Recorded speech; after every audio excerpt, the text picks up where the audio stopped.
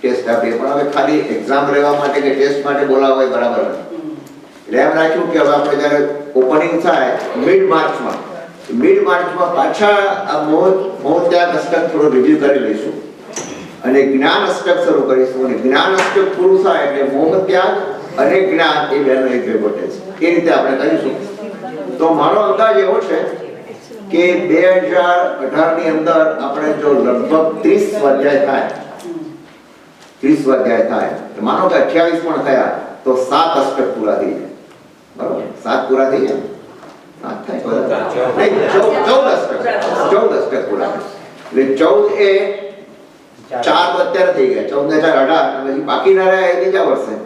એટલે ઈઝીલી આપણને થઈ જશે. અને કદાચ એકાદ વખત જરૂર પડશે, અઠવાડિયા 2 વખત કરશે, કદાચ જરૂર પડશે, નહીં પડે આ તો કદાચ જરૂર પડે તો બધા તૈયાર જ છો જવાનું. પણ આપણો આશય શું છે કે ટેસ્ટ પછી આપણો આશય એ છે કે 2018 માં ગ્રેજ્યુએશન 2019 ના એન્ડમાં આપણે ગ્રેજ્યુએશન રાખીએ, સેટ ઉડી બેઠા. તો પછી એના પછી બીજો કંઈ લેવો તો આપણે લઈ શકીએ. બરોબર, એ રીતે રાખ્યું છે. તમને ટેસ્ટ લીધો છે ગયા વખતે, પછી પાછો આપવામાં આવશે. પણ એ પહેલા ટેસ્ટ આપીએ પહેલા જે લોકોને ટેસ્ટ લેવાનો બાકી છે એ કોઈ લેવાના છે ટેસ્ટ? અહીંયા હાથ ઊંચો કરો, મને ખ્યાલ આવે. એક, પછી બીજું કોઈ? બસ પ્રીતિ એક જ છે. ઓકે, તો પ્રીતિને ટેસ્ટ પછી આપી પ્રીતિ નંબર 2 જુનિયર પ્રીતિ. ચાલો ના અત્યારે આવું પતી જાય પછી પહેલા આપણે જરા રિવ્યુ કરી લઈએ. સ્થિરતા અષ્ટકના 5 થી 8 સવાલ, 5 to 8 ક્વેશ્ચન તમને આપેલા સ્થિરતા અષ્ટક ઉપર, એમાં આપણે જરા રિવ્યુ કરી લઈએ. તો પહેલો સવાલ, પ્લીઝ બોલતા નહીં, જવાબ કોઈ આપતા નહીં, બધાને ચાન્સ મળે બોલવાનો. દીપકભાઈ તમે બોલો. મારો આત્મા એ જ સ્વદ્રવ્ય. સાચું. મારો આત્મા એ જ સ્વદ્રવ્ય. અહીંયા આગળ હું અને મારો એટલે કહો બધા વિકલ્પોથી પર જે અંદરનો આત્મા છે એ જ સ્વદ્રવ્ય, એટલે મારું પોતાનું દ્રવ્ય છે. બરાબર, મારું પોતાનું દ્રવ્ય છે, માટે એને એ રીતે. પછી સેકન્ડ ક્વેશ્ચન, પ્રીતિ દોશી. ઔદારિક શરીર હોય તો જ મોક્ષ મળે. કારણ કે મોક્ષ માટે કયા શરીરથી મોક્ષ મળે એ પૂછવામાં આવ્યું છે. તો આપણના શરીર કેટલા છે? 5 શરીર છે. બરાબર, 5 શરીરમાં કયા કયા 5? પહેલા ઔદારિક, વૈક્રિય, આહાર, તેજસ અને કામ. પણ એ 5 શરીર કુલ છે. આપણને કેટલા શરીર મળ્યા છે અત્યારે? 3. ઔદારિક, તેજસ અને કામ. થોડું જરા ક્લિયર કરી લઈએ. ઔદારિક શરીર એટલે આપણને મળેલું આ હાડકા ચામડાનું શરીર જે છે, બરોબર, એ ઔદારિક શરીર દરેક જીવને મળેલું છે. કોઈ પણ જીવને આ 3 શરીર તો હોય, ઔદારિક શરીર. પછી તેજસ શરીર એટલે અંદરનો જઠરાગ્નિ, આપણી અંદર રહેલું જઠરાગ્નિ જે ખોરાક પચાવવામાં અને કામ કરવામાં સહાય કરે છે, એ તેજસ શરીર. અને કાર્બન શરીર જે આપણે પરભવમાંથી લઈને આવ્યા છે એ પણ એક શરીર છે. એટલે તેજસ, કાર્બન અને ઔદારિક એ 3 શરીર દરેકને હોય છે. તો પણ મોક્ષ કોને મળે? કોઈ પ્રાણીઓને મોક્ષ મળતો નથી. જનરલી સ્પીકિંગ પ્રાણીઓને મોક્ષ મનુષ્ય ભાવ લેવો જ પડે. મનુષ્ય ભાવ સિવાય દેવતાના દેવને પણ મોક્ષ નથી મળતો. નારકીને તો કોઈ સવાલ જ નથી. અને એકેન્દ્રિયથી સંઘની પંચેન્દ્રિય તિર્યંચોને પણ મોક્ષ નથી. એકેન્દ્રિય વ્યંજન તો કોઈ સવાલ જ નથી. બરોબર, તો મોક્ષ કોને મળે છે? મનુષ્ય ભાવ હોય તો જ મોક્ષે જઈ શકાય. એટલે મનુષ્ય ભાવમાં કયું શરીર હોવું જોઈએ? ઔદારિક શરીર. વેરી ગુડ, ઔદારિક શરીર હોવું જોઈએ. જયંતભાઈ કામદાર બોલો. ત્રીજું છે વિકલ્પ એક અને તેના સંકલ્પ અનેક હોય છે. ફોલ્સ. શા માટે ફોલ્સ છે? ઉલટું છે. વિકલ્પ એક અને સંકલ્પ અનેક નથી. સંકલ્પ એક અને વિકલ્પ અનેક. તમે એક સંકલ્પ કરો તો એની પાછળ કેટલા વિકલ્પો આવીને ઉભા રહે. તમે કહો કે મારે ચૂંટણીમાં ઉભા રહેવું છે, તો તમે ઇલેક્શનમાં ઉભા રહેવું છે, તમારે બધું બધા વસ્તુ જોવી પડે. ઓપોનન્ટ કોણ છે, કોને કેટલા વોટ મળશે, મારે કેનવાસિંગ કરવા ક્યાં જવું, કોણ મારા પક્ષમાં છે, કોણ વિપક્ષમાં છે, કોણ, જાત જાતના વિકલ્પો શરૂ થઈ જાય. એક સંકલ્પ એની પાછળ સેંકડો વિકલ્પ, જેનો કોઈ એન્ડ જ નથી આવતો, બરોબર છે? એ રીતે એટલે આ બધા વિકલ્પો છે. અને એ પછી ચોથામાં કોણ બોલશે? જ્યોતિબેન પાસીબારી. હા, જ્યોતિબેન. હા, આત્મામાં થોડી ઘણી પીડા તો હોય જ. ફોલ્સ. કેમ ફોલ્સ છે? પીડા રહિત છે. આત્મામાં થોડી ઘણી પીડા, આત્મા એ પીડા રહિત છે. આત્માને પીડા ક્યાંથી? આત્માની વાત કરીએ છીએ, સોલ, એને પીડા હોય જ નહીં, એટલે એને પીડા નથી, બરોબર? ચાલો પછી હવે નીતિનભાઈ પાસે ઈસ્ટ વેસ્ટ ઓરેન્જ. મારી પાસે ના પર્યાય હંમેશા શાશ્વત હોય છે. ફોલ્સ. દ્રવ્ય શાશ્વત હોય છે. Very good. દ્રવ્ય હંમેશા શાશ્વત, પર્યાય તો અલગ અલગ છે. એક એક્ઝામ્પલ લઈએ આપણે. સોનું એ દ્રવ્ય છે, કંઠી એ પર્યાય છે, માળા એ પર્યાય છે, બંગડી એ પર્યાય છે, વીંટી એ પર્યાય છે, હજાર જાતના પર્યાય બની શકે, પણ દ્રવ્ય એક જ છે. દ્રવ્ય એકમાંથી એમાંથી અનાગત. તો જીવ પણ શું છે? આત્મા એ દ્રવ્ય છે. કહ્યું ને સ્વદ્રવ્ય, પહેલો જ સવાલ. તો એના પર્યાયો કયા? મનુષ્ય, તિર્યંશ, દેવ, નારક, આ બધા પર્યાય કહેવાય. અને મનુષ્યમાં પણ આ મુકેશભાઈ, આ કિરીટ, આ આપણે પ્રવીણભાઈ, એ બધા બિપિનભાઈ, બધા પર્યાયો છે. આ બધા પર્યાય કહેવાય, અલગ અલગ નામ, અલગ અલગ વ્યક્તિ. અને એમાં પાછા જુદા છે. એટલે મનુષ્યમાં પણ માનો કે મુકેશભાઈ, તો મુકેશભાઈનું બાળપણ સાવ નાના હતા ત્યારે જન્મ ચહેરો જુદો હતો, પછી મોટા થયા એટલે જુદો. એનાથી વધારે પર્યાય તો બદલાતા જ રહેશે.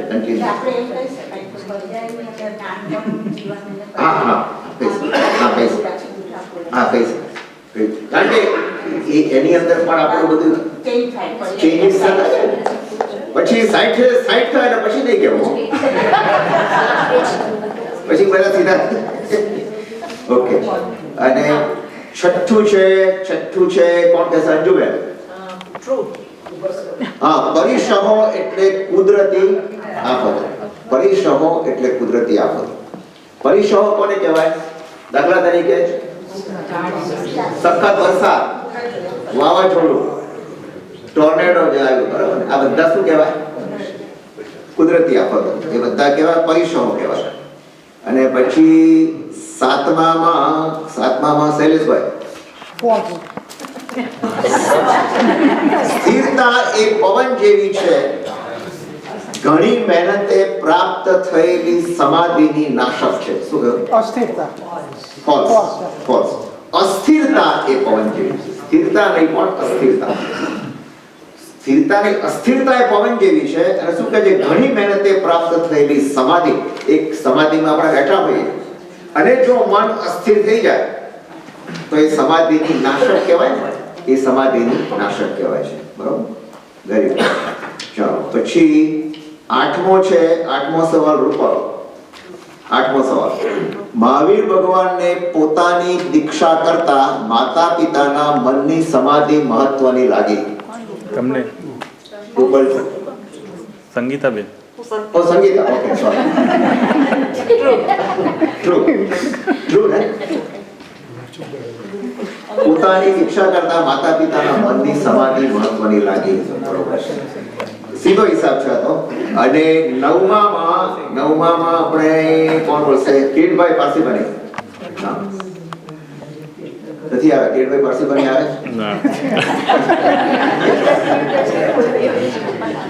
તો કિરીટભાઈ ઈસ્ટર્ન ઓવર. 3 કિરીટ. આનો સવાલ બોલો. આ સવાલ મારે બોલવાનો. કયો નંબર છે? દરેક તીર્થંકર દેવલોકમાંથી ચવીને માતાની કુક્ષીમાં આવે ત્યારે અવધિ જ્ઞાન લઈને આવે તે જરૂરી નથી. લઈને જ આવે.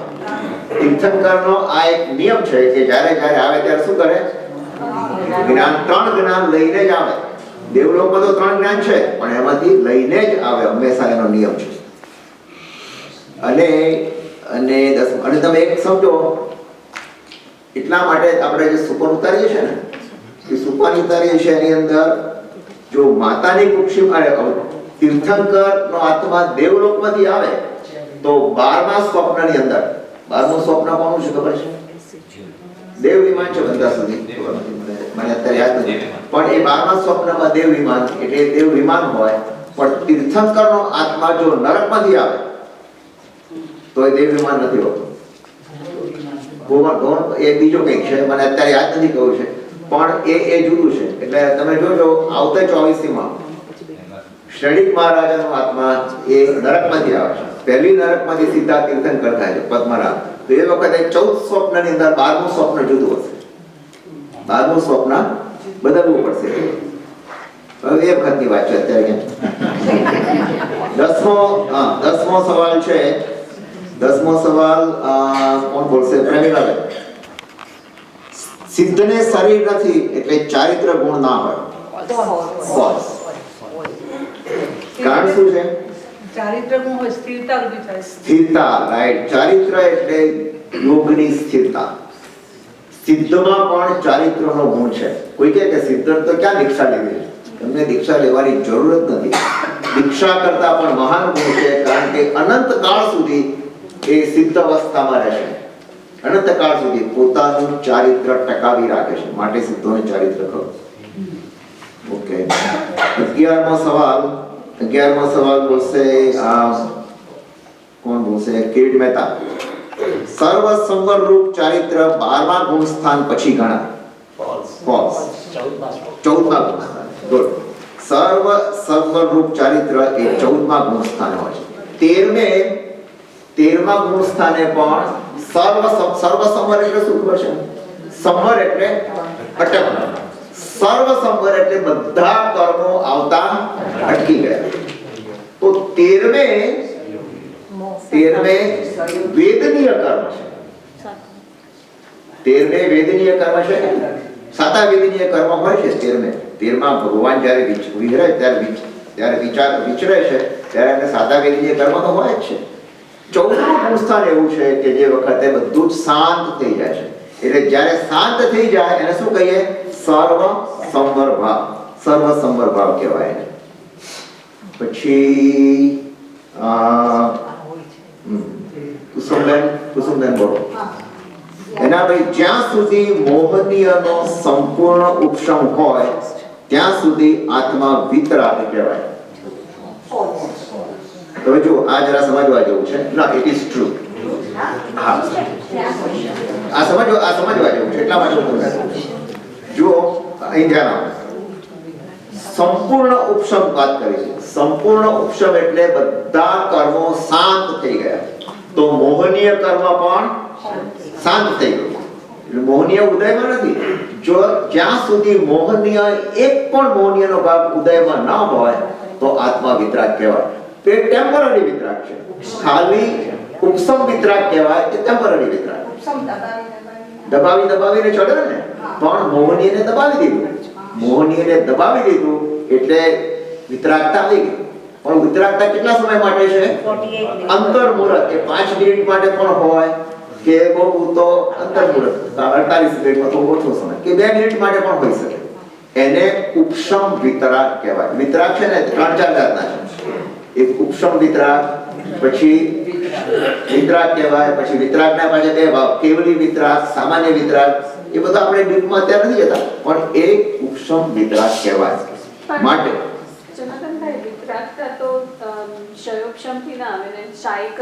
વિતરાગતા માટે ઉપશમ હોય અથવા ક્ષય હોય. ક્ષયોક્ષમ ના હોય. એકવાર આત્મા શ્રેણી ચડે ને એટલે ક્ષયોક્ષમ ભાવ ચાલે જ જાય. હોય કે નહીં? 2 જ ભાવ હોય.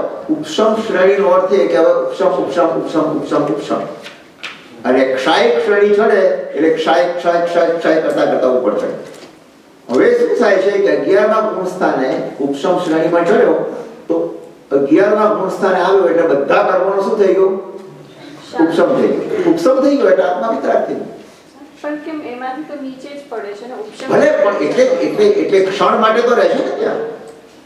થોડો તરત નીચે નથી પડતો. કારણ કે દબાવેલું ક્યાં સુધી સ્પ્રિંગની જેમ ઉછળવાનું જ છે. એટલે થોડો સમય આત્મા ત્યાં રહેશે, જેટલો સમય રહે એટલા સમય માટે વિતરાગ કહેવાય. એને કોઈ કર્મ જ નથી, કારણ કે બધું દબાવી દીધું છે. ખ્યાલ આવે? ક્ષપક શ્રેણીમાં ચડે એને શું કર્યું? 12મા ગુણ સ્થાને નો ક્ષય કરી નાખ્યો. ક્ષય કરી નાખ્યો. હા. તમે જ્યારે શબ્દ વાપરો છો દબાવી દીધું, દબાવી દીધું ડઝ નોટ મીન કે જતું રહે. ના, not જતું રહે. એ આત્માની અંદર છે, હજુ બહાર નથી. હા, જતું નથી. એમાં actually it is gone. ક્ષયમાં કોણ? Right. હા. So, વિતરાગ જે તમે લખ્યો છે શબ્દ હા, specifically વિતરાગ, હા, હા. અને જે 14મા ગુણ સ્થાનકે આવી છે, હા. આપણે કહીએ છીએ કે આ વિતરાગ. હા, હા. 11માં આપણે નથી કહેતા વિતરાગ. 14મા ગુણ સ્થાને વિતરાગ નથી. 14મા ગુણ સ્થાને તો કેવડી થઈ ગયા. Sorry, 12મા. right. પણ 11માં આપણે નથી બોલતા કે વિતરાગ. 11મા ઉપસમ વિતરાગ કહેવાય. ભલે આપણે શબ્દ વાપરીએ છીએ કે 11મા ગુણ સ્થાને એમનું નામ છે ઉપસમ મોહ, એટલે મોહનો ઉપસમ થઈ ગયો. પણ જો તમે 14 ગુણ સ્થાનમાં અભ્યાસ કરો તો એમાં એને ઉપસમ વિતરાગ કહેવાય. No, when you use the word allow, it means it is still there. ઉપસમ વિતરાગ કહેવાય. Yeah, એટલે છે, પણ એટલે વિતરાગ ન આવે. વિતરાગ આવે. ઉપસમ વિતરાગ આવે નો અર્થ શું થયો? કે ક્ષણ માટે એનામાં કોઈ કર્મ ઉદયમાં નથી. કોઈ કર્મ ઉદયમાં ન હોય તો વિતરાગ કહેવાય. અરે મોહનીય કર્મ ઉદયમાં ન હોય તો પણ વિતરાગ કહેવાય. ભલે જ્ઞાનાવરણીય હોય, દર્શનાવરણીય હોય, અંતરાય હોય, મોહનીયથી જ ગુણ સ્થાનો ચડાય છે. ખ્યાલ આવે? મોહનીયના જ બધા સ્ટેપ છે જે આપણે એ જ વાત કરવાના છે આજે. મોહનીય હા, તો એક શાહિક વિતરાગ કહેવાય. તો એ વિતરાગ કહેવાય 12મા ગુણ સ્થાન. કારણ કે એ 11 ને તો જતો જ નથી. બે નિસરણી છે. એક નિસરણી ચડો એટલા માટે એને નિસરણી કીધી. ખ્યાલ આવે? નિસરણી કેમ કીધી? તમે જો રસ્તા ઉપર ચાલો ને તો વાતો કરો, આપણે ઉભા રહી બોલીએ કેમ છો, બાળ બચ્ચા કેમ છે, બરાબર. પણ પગથિયા ચાલો તો કોઈ જોડે વાત કરશો? એસ્કેલેટર ઉપર તમે ચડો તો વાત કરશો ભાઈ કેમ શું ચાલે છે, હા શું કરશો કાલે? કઈ નહીં, કારણ કે ફટાફટ ચડવાનું છે. ફટાફટ ચડવાનું આવે ને એ વખતે બે નિસરણી છે, એક ઉપસમ નિસરણી અને બીજી કઈ શાહિક નિસરણી. તો ઉપસમ નિસરણી ઉપર ચડે તો 11માં જાય, ઉપસમ કરે છે માટે 11માં જાય અને મોહનીયનો એને શું કર્યું? ઉપસમ કર્યો. એટલે એ કયો વિતરાગ કહેવાય? ઉપસમ વિતરાગ. હવે જો ક્ષય કરતો કરતો ચડે તો 11માં તો જતો નથી, 10માં થી સીધો 12, અને 12માં આવ્યો એટલે એને શું કર્યું? ક્ષય કરી નાખ્યો. મોહનીય ખતમ. મોહનીય ખતમ થઈ ગયું તો એક શાહિક વિતરાગ થયો. એક શાહિક વિતરાગ. અને પછી 13માં આવે, 12મા અંત પછી 13માં આવે ને એટલે કેવળ જ્ઞાન. વિતરાગ અને કેવળ જ્ઞાનમાં ફેર છે. કેવળ જ્ઞાની વિતરાગ હોય જ, વિતરાગી કેવળ જ્ઞાન હોય એવો નિયમ નથી. ખ્યાલ આવે? 14 ગુણ સ્થાનમાં એ એના ઉપર આપણે વિચારણા કરીએ. અને 14 ગુણ છે 13મું. હવે તમે જો આજ કીધું ને વાત થઈ જાય.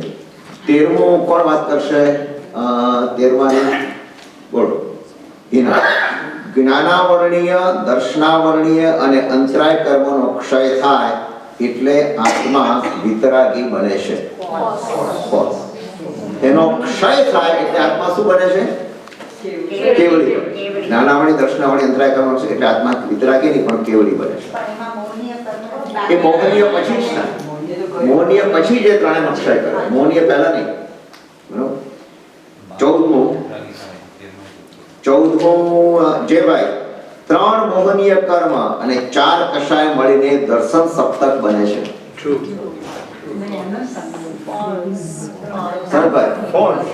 કેમ? અનંતાનુબંધી. જુઓ, કષાય છે ને જે ભાઈ, કષાયના 16 ભાગ છે. 4 ના 4 છે ને, એમાં અનંતાનુબંધી, અપ્રત્યાખ્યાની, પ્રત્યાખ્યાની અને સંજ્વલન. પણ અનંતાનુબંધી કષાય એવો છે કે એ 4 અને દર્શન મોહનીયના 3, મિથ્યાત્વ મોહનીય, મિશ્ર મોહનીય અને સમ્યક મોહનીય, એ 4 ને 3 7, 3 ત્રિપુટી અને 4 ચંડાળ ચોકડી કહીએ છીએ. એ 4 ને 3 ભેગા થાય એટલે સપ્તક બને. એને કહેવાય છે દર્શન સપ્તક. દર્શન સપ્તક માટે એ દર્શન સપ્તક જ્યાં સુધી હોય ત્યાં સુધી કયો સવાલ હતો આપણે? હા, 14મો એટલે ફોર્સ. 15મું છે. 15મું કોણ કહેશે? જ્યોતિબેન ટોટોવા નથી આવે. હા, તો તમે બોલો. મોટા ભાગના પર પદાર્થો નાશ પામનારા છે. બધા જ પર પદાર્થો નાશ પામે. મોટા ભાગના ની બધા જ પર પદાર્થનું નામ જ કે એનું આયુષ્ય આપણે પોતે અત્યારે આ પર પદાર્થ કહેવાય કે નહીં? આમ તો નાશ છે. જનરલી પદાર્થ કોઈનો નાશ તો કોઈ પણ દ્રવ્યનો થતો નથી. એટલે કોઈ પણ દ્રવ્યનો નાશ થાય નહીં. કોઈ પણ દ્રવ્ય છે ને સાંભળો શું કહે છે? મોટા ભાગના પર પદાર્થ તરીકે થવું ને. હા, એટલે દ્રવ્ય છે એના દ્રવ્ય તરીકે કાયમ રહે, એનો પર્યાય નાશ પામે. દ્રવ્ય તરીકે તો રહે ને રહે, પણ એનો પર્યાય નાશ પામે છે. એટલે પર પદાર્થો નાશ પામનારા છે. એમાં બધું આવી ગયું. બધા જ પદાર્થ. મને એક ક્વેશ્ચન હતો કે પર પદાર્થ એ પર્યાય છે કે દ્રવ્ય? પર પદાર્થ પર્યાય જ કહેવાય. પર્યાય દ્રવ્યનો એક પર્યાય કરો. પર્યાય જ કહેવાય. દ્રવ્ય એ એક વસ્તુ છે અને પર્યાય એ એના જુદા જુદા વિભાગ છે. જુદા જુદા વિભાગો બધા એ પર પદાર્થ. એ પર પદાર્થ કારણ પર્યાય છે. પદાર્થ doesn't equate to દ્રવ્ય. ના, પદાર્થ દ્રવ્ય હોઈ શકે, પણ એ દ્રવ્ય ક્યારે? કે ફિક્સ દ્રવ્ય હોય તો જ એ જ દ્રવ્ય કહેવાય. જેમાં લગભગ પહેલો જ સવાલ છે, મારો આત્મા એ જ સ્વદ્રવ્ય. એ આપણું દ્રવ્ય છે. સોનું એ દ્રવ્ય કહેવાય, ભલે તમે એને પદાર્થ કહો, એ પડ્યું છે, પણ પર પદાર્થ તરીકે ગણો તો એ નાશ પામતો ન કરે કે એના બધા પર્યાય એ પર પદાર્થ. અહીંયા આગળ જનરલી પર પદાર્થો આપણે શું કહીએ છીએ? જે આપણે ભોગવીએ છીએ બધા પર પદાર્થો. તમે કંઠી પહેરી, વીંટી પહેરી, આ પહેરી, તે પહેર્યું, જે કંઈ પહેર્યું સોનાનું, બધા પર પદાર્થો. એ નાશ પામનારા છે, પણ સોના તરીકે તો ક્યાંક ને ક્યાંક રહેવાનું છે. એટલે is this a question of વ્યવહારની દ્રષ્ટિએ? હા, વ્યવહાર નાશવંત છે. પર પદાર્થની વાત કરીએ ને એ વ્યવહાર નહીં થાય. નિશ્ચયની દ્રષ્ટિએ દ્રવ્ય એક જ છે. એ જ કહેવાય. પદાર્થ અને દ્રવ્યમાં ફરક. પદાર્થ અને દ્રવ્ય ફરક એ રીતે ગણાય કે દ્રવ્ય જો તમે આત્મા તરીકે લો તો એ આત્મા એ પદાર્થ નથી, એ દ્રવ્ય છે. આત્મદ્રવ્ય એ દ્રવ્ય કહેવાય. પણ બાકી બધા છે એને તમે દ્રવ્ય પણ કહી દો. પદાર્થ એક તમે એક શું કહેવાય એને નામ આપી દો પદાર્થ, પણ ખરેખર દ્રવ્ય જ કહેવાય. એ દ્રવ્ય જ કહેવાય. પદાર્થ અને પૂતગલમાં ફરક. હા, ચોક્કસ ફરક. પૂતગળ એટલે આ બધું સ્ટેબલ એ પૂતગળ છે. માઇક્રોફોન હા, એ પદાર્થ એ તમે શબ્દની અંદર મારવાય ને, કારણ કે એ પદાર્થ કહેવાય. તમે ગુજરાતી ભાષામાં એને પદાર્થ કહો, પણ એક્ચ્યુઅલી દ્રવ્ય કહેવાય. એનો ઓરિજિનલ ક્યાં છે તો એ દ્રવ્ય. આ લોખંડમાંથી બન્યું તો લોખંડ એ દ્રવ્ય. બીજા બધા પદાર્થ કહેવાય. લોખંડમાંથી બનેલી બધી વસ્તુઓ પદાર્થ. લોખંડ ઇટસેલ્ફ ઇઝ અ દ્રવ્ય. હવે પદાર્થ શબ્દ ભૂલી જાઓ, એ દ્રવ્ય જ છે. પર પદાર્થ એટલે બીજા પર્યાયો એ પર પદાર્થ. ચાલો એ રીતે સમજી. ચાલો, જેમ કાળ બદલાય તેમ દ્રવ્ય બદલાય. 16મું અસ્થિરતા એટલે પર દ્રવ્યના સંબંધથી રાગ દ્વેષ યુક્ત ચંચળતા. શું કહેશો ક્લાસ? અસ્થિરતા એટલે પર દ્રવ્યના સંબંધથી રાગ દ્વેષ યુક્ત ચંચળતા. બરોબર છે. અને 17મો પ્રજ્ઞાબેન બોલો. જેમ કાળ બદલાય તેમ દ્રવ્ય બદલાય. પર્યાય બદલાય. ફોલ્સ. જેમ કાળ બદલાય એમ પર્યાય બદલાતો જાય છે, દ્રવ્ય નહીં. દ્રવ્ય તો કાલાતીત છે. કાલાતીત એટલે એના ઉપર કાળની કોઈ જ અસર નથી. દ્રવ્ય કાલાતીત કહેવાય. એક તમે ઘર બનાવ્યું, એ ઘર માનો કે એક મહેલ બનાવ્યો, 100 વર્ષ સુધી રહેશે, 200 વર્ષ સુધી રહેશે, પણ છેવટે તો નાશ પામવાનો જ છે. એટલે એ કાલાતીત નથી.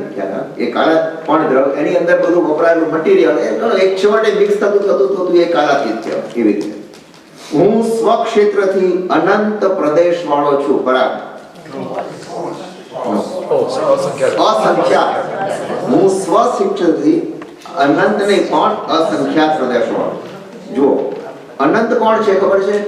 ગુણ અને પર્યાય. તત્વમાં આવે છે ને, પર્યાય દ્રવ્ય ગુણ પર્યાયવત દ્રવ્ય. બરોબર? તો ગુણ પર્યાયવત દ્રવ્ય, સોરી, ગુણ પર્યાયવત દ્રવ્ય, જે દ્રવ્ય છે એનામાં ગુણ હોય ને હોય જ, એનામાં પર્યાય પણ હોય ને હોય જ. આપણું આત્મદ્રવ્ય છે તો આપણામાં ગુણ ખરા અને આપણામાં પર્યાય પણ ખરા, એટલે દ્રવ્ય ગુણ પર્યાય, બરોબર છે. 18મું છે હું કે આવી ગયું ને, હું સ્વક્ષેત્રથી અનંત પ્રદેશ અસંખ્યાત આવી ગયું. અને 19મું પ્રેમેલાબેન શું કહેશો? યોગી પુરુષો જંગલમાં હોય ત્યારે જ સમ સ્વભાવ વાળા હોય છે. ગામ કે દરેક જગ્યાએ જંગલમાં હોય એવું જરૂરી નથી, ગામમાં હોય કે જંગલમાં હોય, બરોબર. શેર બજારની વચ્ચે હોય તો પણ ચાલે, સમ સ્વભાવ વાળા જ હોય છે, એમને એમના સ્વભાવમાં કઈ ફરક પડતો નથી. અને કરાણીભાઈ 20મું, આત્માના સમભાવને અનુભવવો એ જ ભાવ ચારિત્ર છે.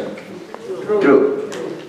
આત્માને સમભાવને અનુભવ, આપણે આપણા ભાવમાં રહેવું, સ્વભાવમાં રહેવું, એનું નામ જ ચારિત્ર. ચારિત્રનું બીજું નામ શું છે? જો દ્રવ્યથી કહો તો તમે કપડા બધા સાધુના, એ દ્રવ્ય ચારિત્ર. ભાવ ચારિત્ર શું છે?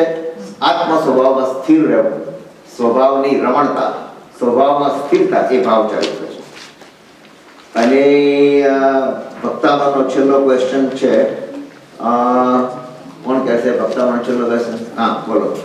ભગવાનના ગુણરૂપી કમળ ઉપર લાગેલું આ સ્તવનરૂપી જળબિંદુ સાચા મોતીની જેમ ચમકી ઉઠે છે, તે 8મી ગાથાનો સાર છે. બરોબર. ભક્ત શું કહે છે? ભગવાનના ગુણરૂપી કમળ ઉપર, બરોબર, કે એનો સાર. હવે આજે આપણે જે અષ્ટક વિચારવાના છે એનું નામ છે અમોહ. અમોહ કહેતા મને અમોહ શબ્દ કરતા પણ મોહ ત્યાગ વધારે સારું લાગે છે, એટલે કેટલીક બુકમાં મોહ ત્યાગ પણ છે, એટલે આપણે એને અમોહ એટલે મોહ વગરનો અને મોહ ત્યાગ એટલે કે મોહનો ત્યાગ કરો. હવે જરા આનું આપણે જરા બેકગ્રાઉન્ડ સમજી લઈએ, કારણ કે આ બહુ જ વેરી ઇમ્પોર્ટન્ટ અને વેરી ઇન્ટરેસ્ટિંગ આ અષ્ટક છે. આપણે એ જ લઈએ છીએ ત્યારે. હવે મોહ ત્યાગ અષ્ટક, મોહ ત્યાગ અષ્ટક ઉપર ભાર કેમ મૂક્યો? કે જો સ્થિરતા પ્રાપ્ત કરવી હોય આત્મામાં તો શું છોડવું જોઈએ? મોહ છોડવો જોઈએ. મોહ છોડો તો સ્થિરતા આવે, સ્થિરતા આવે તો શું આવે? મગ્નતા આવે, અને મગ્નતા આવે તો શું આવે? પૂર્ણતા.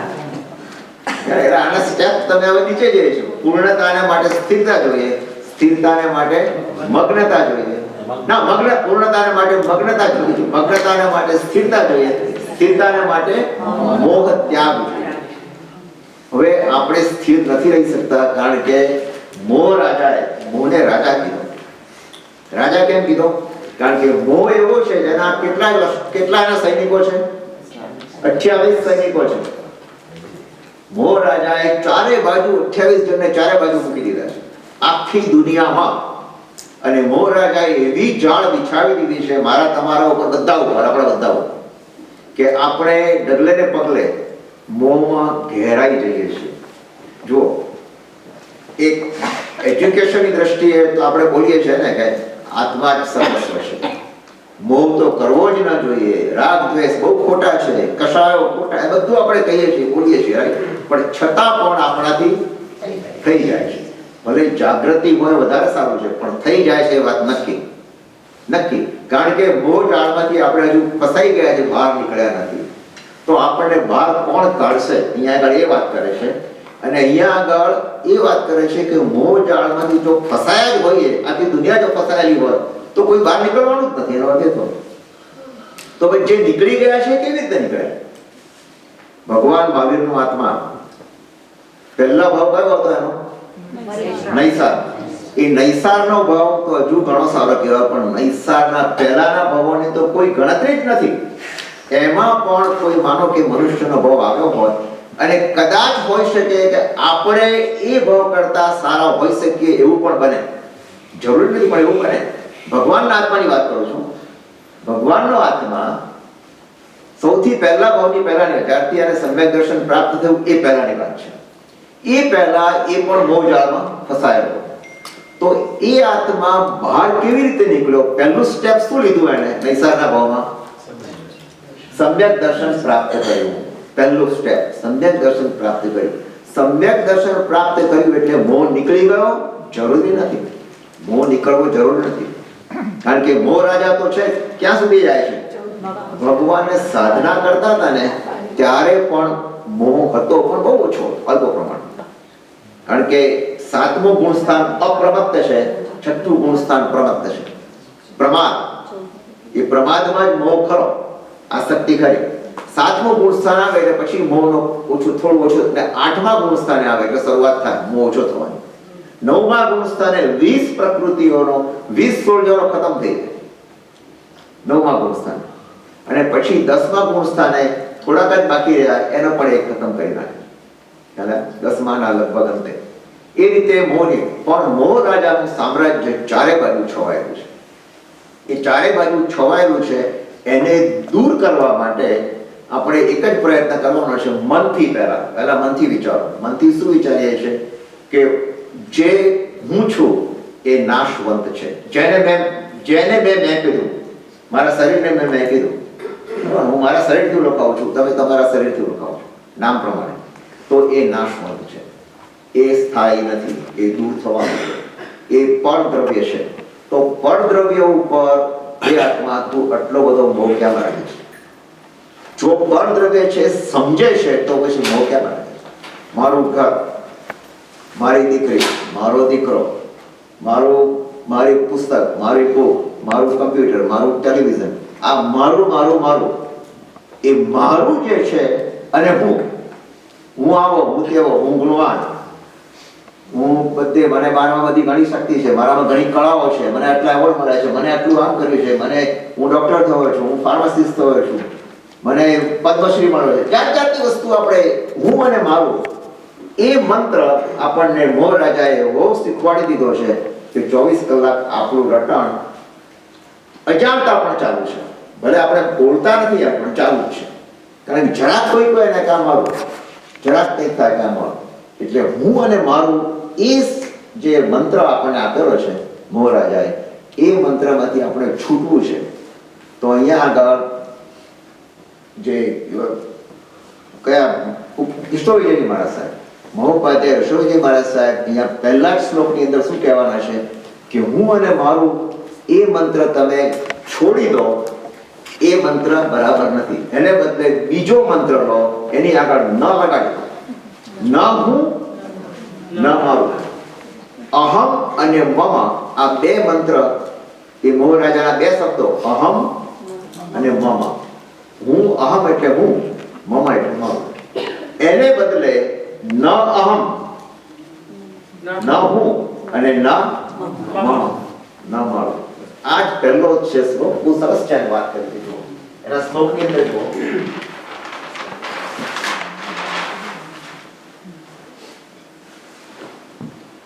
જુઓ, આમાં શું કહે છે? અહમ મમતિ મંત્રોયમ મોહસ્ય જગદાંતકૃત અયમેવ હિ ન પૂર્વઃ પ્રતિમંત્રોપી મોહજિત. સરસ વાત કરી એને જો શું કીધું આની અંદર કે હું અને મારું, અહમ મમ, અહમ અને મમ, હું અને મારું, આ મોહ રાજાનો મંત્ર છે. આ મંત્ર કોને અંધ કરે છે? સમગ્ર વિશ્વને, જગતને એટલે જગતના બધા જીવોને. એ રીતે બધા જીવો ઉપર છવાઈ ગયો. નકારપૂર્વક એને બરાબર તમે ના પાડી દો, હું નથી અને મારું નથી. એ પ્રમાણે પ્રતિસ્પર્ધી મંત્ર પણ છે. તે મંત્ર શું છે? મોહને જીતનારો છે. મોહની જીત. એનું કારણ શું છે કે કોનો મંત્ર છે? ધર્મ રાજા. તો બે રાજા છે, એક મોહ રાજા અને બીજા કયા? તો આપણે મોહ રાજાના મંત્રથી છવાઈ ગયા છે, આના પર છવાઈ ગયો છે આપણો. તો આપણે શું કરવું જોઈએ? ધર્મ રાજાને શરણે જવું જોઈએ. ધર્મ રાજા એટલે માનો તો ભગવાનને શરણે ગયા, પણ ભગવાન તો કંઈ કહેતા નથી, પણ ભગવાનની જે સાથે જે ઓતપ્રોત થયેલા છે એવા ગુરુદેવ તમને શું કહે છે? એની પાસે આપણે જઈને કહીએ છીએ કે ગુરુદેવ હું તો ફસાયો, આ મમતા, મારાપણું, એ બધાથી હું થાકી ગયો છું. આ હું ને મારું, તો મારે શું કરવું? તો એ કહે છે, બેટા તું ચિંતા નહીં કર, તું ખાલી એટલો જ મંત્ર કર, નથી શું? નથી હું અને નથી મારું. હું નથી, મારું નથી. બસ આજે રાતના એક માળા જપવા જેવી છે. હું નથી, મારું નથી. હું નથી, મારું નથી. બસ આ જ કર્યા કરો. તો તમારે એમાંથી છૂટવાનું. બની તરત છૂટાવાનું તો નથી, મને ખબર છે. પણ એક વખત જો ઘૂંટાશે ને, તો પછી સીધો થઈ જશે. જો એક આમાં શું છે, તમે જુઓ, એક વ્યક્તિ હોય, અંધ શબ્દ વાપર્યો ને, અંધ શબ્દ વાપર્યો એટલે અંધ વ્યક્તિ હોય, માનો કે જેને બાહ્ય ચક્ષુ નથી, એ તો માનો કે અભ્યાસથી પણ એ જઈ શકે. આજે તમે ઘણા અંધ માણસોને જુઓ છો, રસ્તા પર ચાલે છે આરામથી, ભલે ડોગ રાખતા હોય, કોઈ પણ રાખતા હોય, પણ એને કોઈ તકલીફ નથી. ઘરમાં તો ફરી શકે, બધી રીતે તમને ખબર પણ ના પડે, કારણ કે અભ્યાસ થઈ ગયો. પણ આ મંત્ર એવો છે કે અભ્યાસથી પણ આપણે સીધા ચાલી શકીએ. ખરું કે નહીં? આ મોહ રાજાનો મંત્ર એવો છે કે જે આંતર ચક્ષુને અંધ કરે છે. કોને અંધ કરે છે? અંદરના ચક્ષુને. અને અંદરના ચક્ષુને અંધ કરે તો પછી એ ચાલતો નથી. એ મંત્ર છે ન અહમ ન મમ. એ જ મૂકી દો તો તમે આગળ થશે. આ મોહને જીતવાનો આ ઉપાય છે. હવે જો મોહને જીતવાનો ઉપાય છે એમ કીધું, તો થોડું મોહની કેરેક્ટરિસ્ટિક આપણે જાણવી જોઈએ. એટલે વિશેષતાઓ શું છે મોહની? તો કહે છે મોહની અંદર બે પ્રકારના મોહ છે. તમે તત્વાર્થમાં ભણી ગયા. એક દર્શન મોહ અને બીજો ચારિત્ર મોહ. આ બે પ્રકારના મોહ છે. દર્શન મોહની અંદર શું છે? ખરેખર તો અઘરામાં અઘરો જો હોય તો દર્શન મોહ છે. દર્શનના બે અર્થ થાય છે. જૈનિઝમની અંદર આ શબ્દોની મારામારી છે, પણ જરાક કયો શબ્દ ક્યાં લગાડવો વિચારો. દર્શનનો અર્થ જોવું પણ થાય અને દર્શનનો અર્થ શ્રદ્ધા પણ થાય. અહીંયા જે મોહના ભાગ છે દર્શન મોહ, એમાં શ્રદ્ધા કરવાની છે. શ્રદ્ધા એટલે શું? દર્શન મોહ એટલે શ્રદ્ધા. મને જીનેશ્વર ઉપર અડગ શ્રદ્ધા છે એવું જો જોરદાર આપણે માની લીધું અને ઠસાવી લીધું અંદર, તો તમે દર્શન મોહને જીત્યા કહેવાય. પણ ગતાનુગતિકતાથી એમ કહીએ, ભગવાન મને તમારામાં શ્રદ્ધા છે, બહાર નીકળીને કોઈક આપણને તાવીજ પહેરાવી દે, કોઈ બાવાજી કે માદળિયું પહેરાવી દે, તો પાછા કહે કે તમે બરાબર છો, તો એ ચાલે ને. દર્શન મોહ એટલે શ્રદ્ધા, એટલે જીન વાણી ઉપર શ્રદ્ધા, પૂરેપૂરી શ્રદ્ધા રાખો તમે, તો એ દર્શન મોહને જીત્યા કહેવાય. દર્શન મોહને જીતો પછી ચારિત્ર મોહને જીતવાનું છે. દર્શન મોહને ભલે સામાન્ય છે, તમે નવી કાર લાવ્યા, બહાર ડ્રાઈવર પર મૂકી છે ને હવે ચાલો આજે હું બરાબર ચલાવું, થોડો વખત પડી રહી કાર, જે કંઈ થયું, પણ બેટરી ડાઉન છે, હવે તમે કેવી રીતે ગાડી ચલાવવાના છો? તમારો અનુભવ હું માની લઉં છું, ધક્કો મારવા માટે પણ ક્યાં સુધી ધક્કો મારશો? ક્યાં સુધી ધક્કો મારશો? વાત સાચી છે, એગ્રી. પણ એ પણ ક્યાં સુધી? એ બી થાકવાનું છે. તો એના શું થયું કે ગાડી સ્થિર છે, ચાલતી નથી, એ ચાલે એટલે ચાલવું, એ ચારિત્ર થયું. એ ચારિત્ર ક્યારે આવે? કે જ્યારે અંદરથી બરાબર બધા મશીનરી, એવરીથિંગ ઇઝ ગુડ, બરાબર, બેટરી ડાઉન હોય એટલે બેટરી બરાબર. એવી રીતે અહીંયા પણ દર્શન મોહની અંદર શ્રદ્ધા જો મજબૂત હશે તો ચાલવાનું આગળ થશે, ચારિત્રમાં અવાશે. માટે ચારિત્ર મોહ, એટલે ચારિત્ર એટલે શું? દર્શન, જ્ઞાન, ચારિત્ર, સુદેવ, સુગુરુ અને સુધર્મ, એના પ્રત્યેનો રાગ હોવો જોઈએ. જો એક બીજી વસ્તુ આ છે ને, આ બધા સ્ટેપ્સ જૈન ધર્મની અંદર એટલા સરસ બતાવ્યા છે. પહેલા તો એમ કહે તમે કોઈ ગુરુ પાસે જાઓ તો ગુરુદેવ મને તો મોહ બહુ સતાવે છે, શું કરું? તો ગુરુદેવ કહે તું મોહને છોડ, તું રાગ મોહ પરથી હટાવી દે, તું રાગ કર દર્શન, જ્ઞાન, ચારિત્ર, સુદેવ ઉપર, સુગુરુ ઉપર અને સુધર્મ ઉપર. તો પછી આપણે આર્ગ્યુમેન્ટ, ગુરુદેવ તમે તો કહો છો કે રાગ ક્યાંય કરવો જ નહીં, રાગ ક્યાંય કરવો જ નહીં એવું તમે તો કહો છો, તો અહીંયા આગળ કેમ રાગ કરવાનું કહો છો? એ શું છે ખબર છે? આપણે જ્યારે કૂવામાં ઉતર્યા હોઈએ અને કોઈ એક દોરડું નાખે તો શું કરીએ? દોરડું પકડીએ છીએ. એ દોરડું પકડીને ઉપર ચડીએ છીએ ને, પણ ઉપર ચડીએ જેવો ઉપરનો પકડ્યો એટલે પછી નીચેનો હાથ શું કરીએ છીએ? છોડી દઈએ છીએ, પછી ઉપરનું પકડીએ, પછી આ છોડી દઈએ, પછી એનાથી ઉપરનું પકડીએ. એમ તારે જો મોહથી છૂટવું છે તો રાગ તું કરે છે એ રાગ તું ચાલુ રાખ, પણ મોહના જે બધા જગત ઉપરનો જે મોહ છે, બહારના પદાર્થો ઉપર, પર પદાર્થો ઉપર, એ છોડી દે. તું રાગ કર, પણ કોના ઉપર કર? ભગવાન ઉપર કર.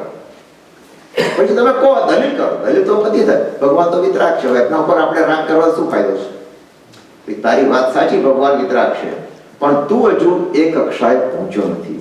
માટે આપણે કહીએ કે ભગવાનની તું પૂજા કર, અષ્ટપ્રકારની પૂજા કર. પછી આપણે મારા સાહેબને એમ કહીશું, ગુરુદેવ તમે તો પૂજા કરતા નથી, અમને કેમ કહો છો? કેમ કરતા નથી એ પૂજા? કારણ કે આપણા કરતા એમનું દોરડું ઉપર ગયું છે, એટલે છોડી દીધું. એમણે ત્યાં આગળ બધું આખો શ્રાવક સમાજ, આખો સમાજ છોડી દીધો. એમને કોઈ અસાધનાનો કોઈ ચાન્સીસ બહુ ઓછા થઈ ગયા. ક્યારે? એટલે એમના માટે પૂજાની જરૂર નથી. એમ આપણે પણ આ જ કરવાનું છે.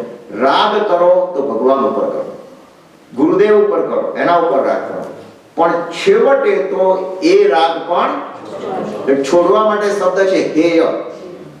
હેય એ પણ હે જૈન પરિભાષાનો શબ્દ છે, અને પકડવા માટેનો શબ્દ છે ઉપાદેય.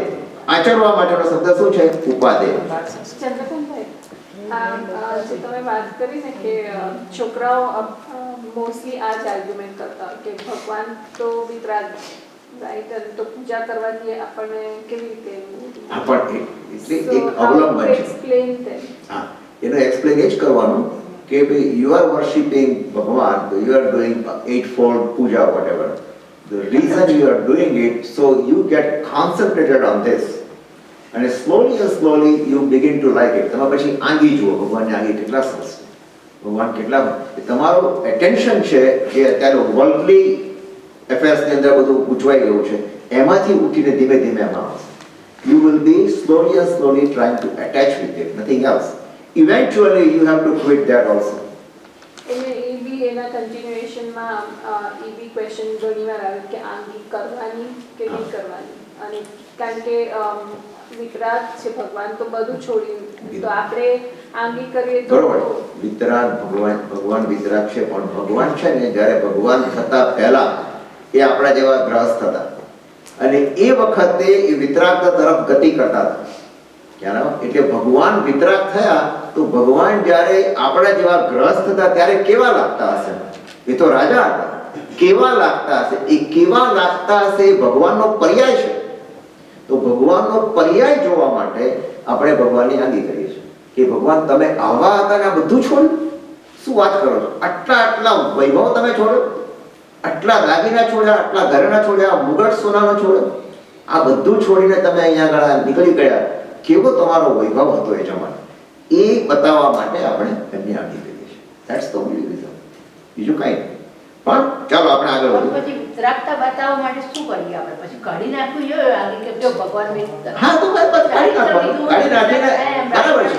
એ ભગવાનની આંગી જાય 24 કલાક તો આંગી રહેતી નથી ને, 7 દિવસ તો રહેતી નથી. એ પછી નીકળી જાય છે. વખતે આ વિતરાગના દર્શન કરો, એ વખતે વિતરાગતા તમને દેખાય. એનીવે, હવે જો અહીંયા આગળ બહુ સરસ વાત કરી, શાંત સુધારસની અંદર એક વાત કરી છે, એક શ્લોક છે, એનું ટ્રાન્સલેશન તમને કહું છું કે હે જીવ, મોહ શત્રુએ તને ગળેથી પકડીને ડગલે ને પગલે ત્રાસ આપેલો છે. ડગલે ને પગલે તું આ સંસારને જન્મ મૃત્યુના ભયથી ભરેલો જો, જન્મ અને મૃત્યુના ભયથી ભરેલો જો, અને તેને અત્યંત વિહામણો સમજ, અત્યંત વિહામણો સમજ. અને એમાં શાંતિનાથ ભગવાનના સ્તવની અંદર ચોથી ગાથામાં શું કહે છે ખબર છે? ચોથી ગાથાની અંદર હું તો મોહ તળે વશ પડ્યો, તે તો સગળા મોહને હણ્યો, હું તો ભવ સમુદ્રમાં કૂંચો, તું તો શિવ મંદિરમાં પહોંચ્યો. સુણો શાંતિ જીણંદ સૌભાગી, હું તો થયો છું તુમ ગુણ રાગી. ભગવાન તમારો ગુણ રાગી કેમ થયો છું? તમારા ગુણોનો રાગી થયો છું. કેમ? કે હું તો મોહથી દબાઈ ગયો હતો, મોહને વશ થઈ ગયો હતો, અને ત્યાં તો સઘળા મોહને હણ્યો. તે તો મોહ રાજાના છક્કા છૂટી ગયા. મોહ રાજાના તારી પાસેથી બધા છૂટ થઈ ગયા. 28 ખતમ કરી નાખ્યા. અને હું ક્યાં ગયો? ભવ સમુદ્રમાં હું ખૂંચ્યો છું, એમાં ડૂબી ગયો છું, અને ત્યાં તો શિવ મંદિરમાં તું પહોંચી ગયો.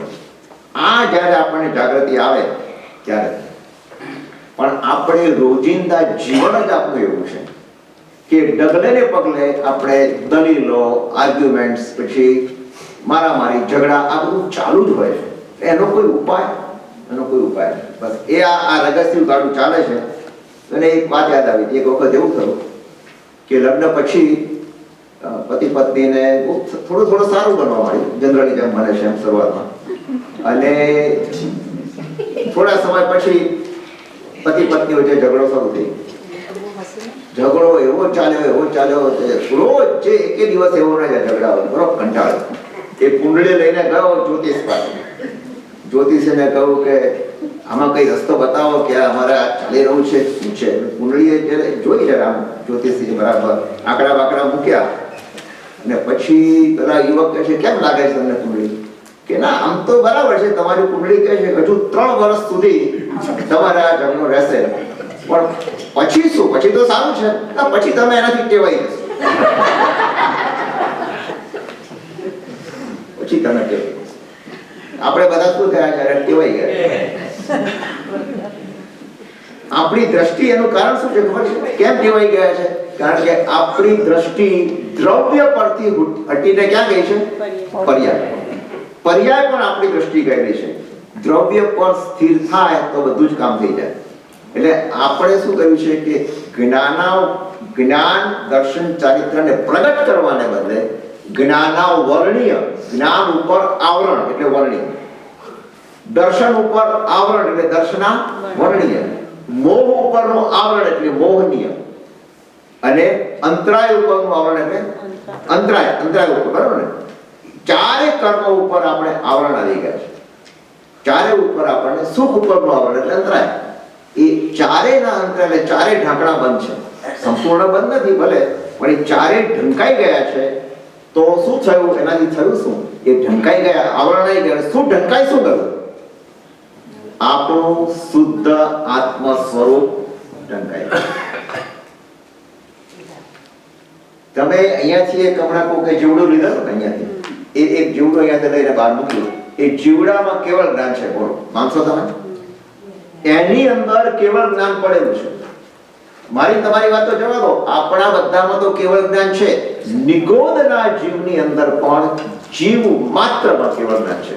પરંતુ એનું કેવળ જ્ઞાન એટલા બધા કર્મના થર લાગેલા છે એના આત્મા ઉપર કે ઘોર અંધકાર, કાળો ઘોર અંધકાર, કોઈ સત્કાર ખબર જ નથી, અજ્ઞાન છે.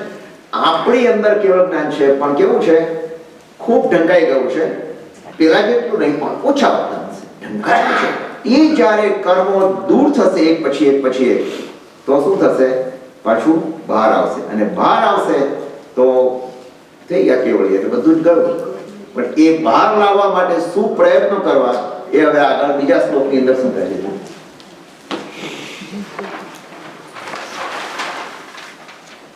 એકની એક વાત છે, પણ બહુ સરસ રીતે વાત કરે છે. અને એટલા માટે આપણે આની અંદર શું કહે છે?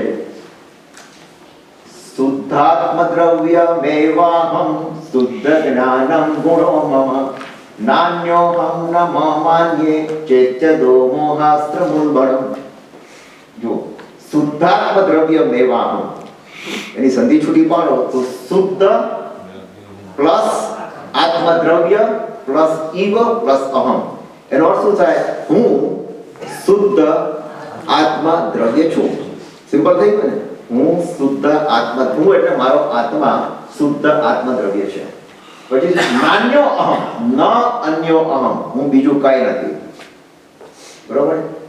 ન મમાન્ય, ન મમ અન્ય, એટલે મને મોહાસ્ત્ર મૂળબણમ, મોહાસ્ત્ર ઉલબણમ. એટલે શું છે? આગળ જો, શુદ્ધ આત્મદ્રવ્ય એ જ હું છું, અને શુદ્ધ જ્ઞાન, કેવળ જ્ઞાન એ જ મારો ગુણ છે. આપણો કહીએ મુખ્ય ગુણ કયો? આપણો જ્ઞાન ગુણ.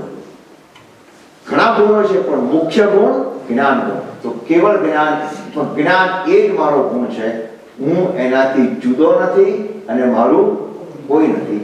આ ભાવના એટલે આ તત્વ ચિંતન મોહની જાળને ભેદનારું શું છે? તીક્ષ્ણ શસ્ત્ર છે. તીક્ષ્ણ શસ્ત્ર એટલે આપણી દ્રષ્ટિ હવે પર્યા તરફ જવાને બદલે ક્યાં જવી જોઈએ? દ્રવ્ય તરફ, શુદ્ધ આત્મદ્રવ્ય. તમે વારંવાર એ જ વિચારો કરો કે હું શુદ્ધ આત્મદ્રવ્ય છું. આજે નહીં થાય, ભલે આજે મારો અંત નહીં આવે એનો, પણ જો આ ભાવના સાથે હું પરભવમાં જઈશ તો એ જ્ઞાન સાથે આવશે. જ્ઞાન સાથે આવવાનું છે અને જ્ઞાન સાથે આવશે તો શું થશે કે એ જ્ઞાનના આધારે હું પછી મારો સાધના મારી ચાલુ રહેશે. અને સાધના મારી ચાલુ રહેશે તો એક સમય એવો પણ આવી શકે, જો પુણ્યનો ઉદય હોય અને આગળ જોર કરતો હોય તો શું થાય? છેવટે આપણે ભવ્ય જીવ તો છે જ, એક વખત તો મોક્ષે જઈશું. પણ તીક્ષ્ણ શસ્ત્ર, તીક્ષ્ણ એટલે ભેદનારું. આ મોહની જાળ એવી ટાઈટ છે ને કે એને ભેદવા માટે શસ્ત્ર પણ કેવું જોઈએ? ધારદાર જોઈએ, તીક્ષ્ણ શસ્ત્ર જોઈએ, એવું જોઈએ. પણ એને માટે કહે છે શું કે મોહને નાશ કરનારું તીક્ષ્ણ શસ્ત્ર કે પર પદાર્થોમાં મારાપણાની બુદ્ધિ ના જોઈએ. આટલું જ આપણે શીખવાનું છે. પર પદાર્થોમાં મારું નહીં. અરે વસ્તુ પડી ગઈ તો ગઈ હવે એ જવાનું જ હતું. આમે એની પાછળ આપણે ઘણી વખત એટલો બધો ઉલ્કાપાત મચાવી દઈએ છીએ કે એની અસર આપણા શરીર ઉપર થાય, આપણા શરીરના અંદરના રસો ઉપર થાય, આપણા ઉપર થાય અને શરીરની તબિયત વગેરે ઉપર થાય. કેટલો બધો ફેર આત્મા ઉપર તો થઈ જ છે. એટલા માટે કહે છે કે તમે જો આટલો એક મંત્ર બરાબર જરાક મારા પણ કોઈ પણ પૂતગલ દ્રવ્ય એ મારું છે જ નહીં, મારું થયું પણ નથી અને મારું થવાનું પણ નથી. તો આપણે કરવાનું છે શું કે જ્ઞાનનો ક્ષરક્ષમ, એને જ કીધું જ્ઞાન સાર. જ્ઞાન સારનો અર્થ છે કે જ્ઞાનનો ક્ષરક્ષમ સાથે આવશે. જ્ઞાનનો ક્ષરક્ષમ આવશે. હવે જ્ઞાનનો ક્ષરક્ષમ કેવી રીતે આવે? જ્ઞાનનો ક્ષરક્ષમ આવે એટલે શું કે પહેલા આપણે મેં કીધું ને કે પહેલા તો દોરડું એવું પકડવું પડશે કે જે ભલે છોડવાનું છે છેવટે, પણ પુણ્ય પેદા કરવું પડશે. પુણ્ય છેવટે છોડવાનું જ છે. પુણ્ય એ કર્મને હટાવી શકતું નથી. પુણ્ય તમને સામગ્રી આપે, એ સામગ્રીના આધારે તમે કર્મને હટાવી શકો. પણ પુણ્યથી કંઈ તમને એમ નથી થવાનું કે ચાલો બધું પુણ્ય મળી ગયું એટલે બધું થઈ ગયું, એવું નથી. પણ પુણ્યનું ઉપાર્જન કેવી રીતે કરવું? તો એમ કહેશે કે પુણ્યનું ઉપાર્જન કરવું હોય તો તમે જે કંઈ પૈસા કમાયા એનું પુણ્યમાં ટ્રાન્સફર કરી નાખો. કારણ કે આપણને શું કહેવામાં છે? આ પૈસો શું કરે છે? પૈસો સાથે લઈને જવાનો, આ અહીં મૂકીને જ જવાના છે. જો ખરેખર આપણે બોલીએ અહીં મૂકીને જવાના ભાઈ, તો અહીં મૂકીને જઈશું તો પૈસા અહીંયા પડ્યા રહેશે, તો એનું પુણ્યમાં ટ્રાન્સફર નથી થયું. પુણ્યમાં ટ્રાન્સફોર્મેશન ક્યારે થશે કે આપણી પાસે 1 લાખ હોય તો માનો કે 10,000 કે જે કંઈ હોય એ પણ આપણે જો આપી દઈએ તો 10,000 શેમાં થયા?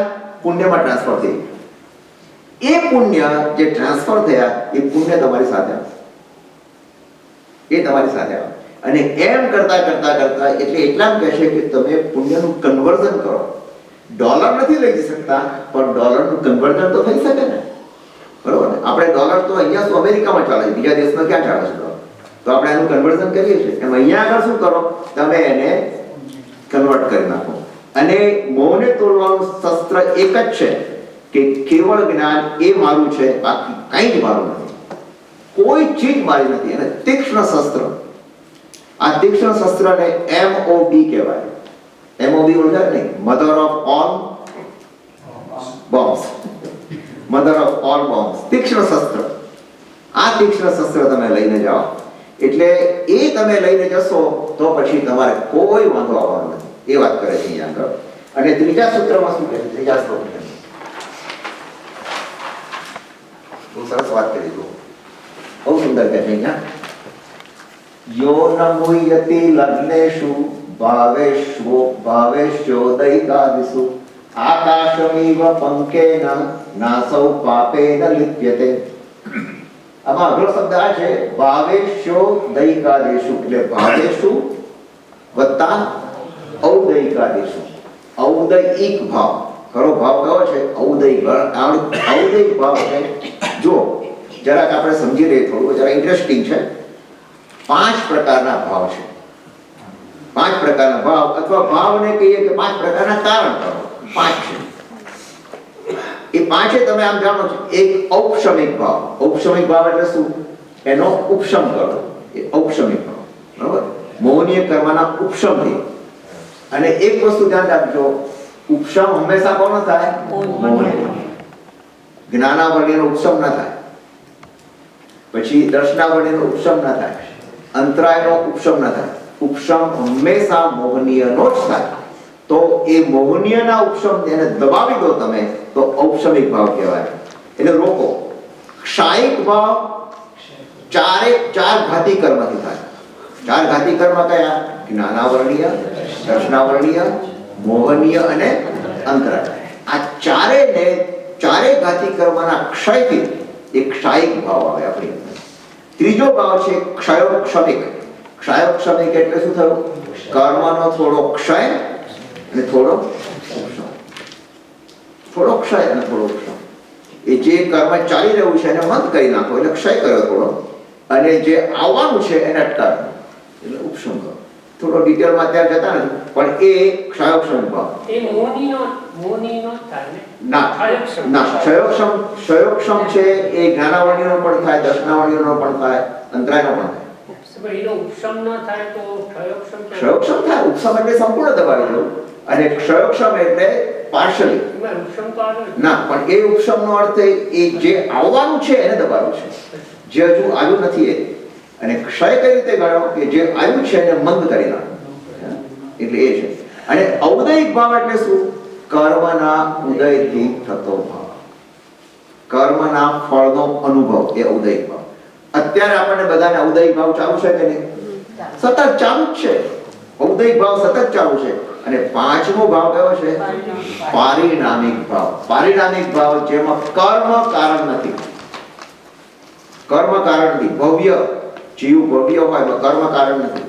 જીવ અભવ્ય છે, કર્મ કારણ નથી. લીમડામાં કડવાશ છે, કર્મ કારણ નથી, એનું કર્મ નથી. બરાબર છે?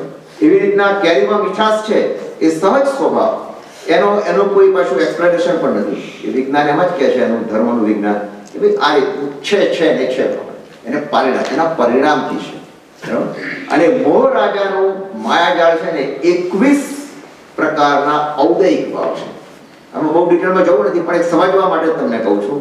21 પ્રકારના ઔદયિક ભાવ કયા છે આપણા? તમને સમજીને બતાવું. કરે પહેલું એક છે અજ્ઞાન. ગણજો, એક અજ્ઞાન આપણામાં છે. અસંયમ આપણામાં છે. બીજું અસિદ્ધતા, આપણે સિદ્ધ થયા નથી. ત્રીજું 6 પ્રકારની લેશ્યા. 6 લેશ્યા યાદ છે ને? 6 લેશ્યા, 6 ને 3 9. 4 કષાય ઉદયમાં છે. 4 કષાય એટલે કેટલા થયા? 3 9 4 17. 9 ને 4 13.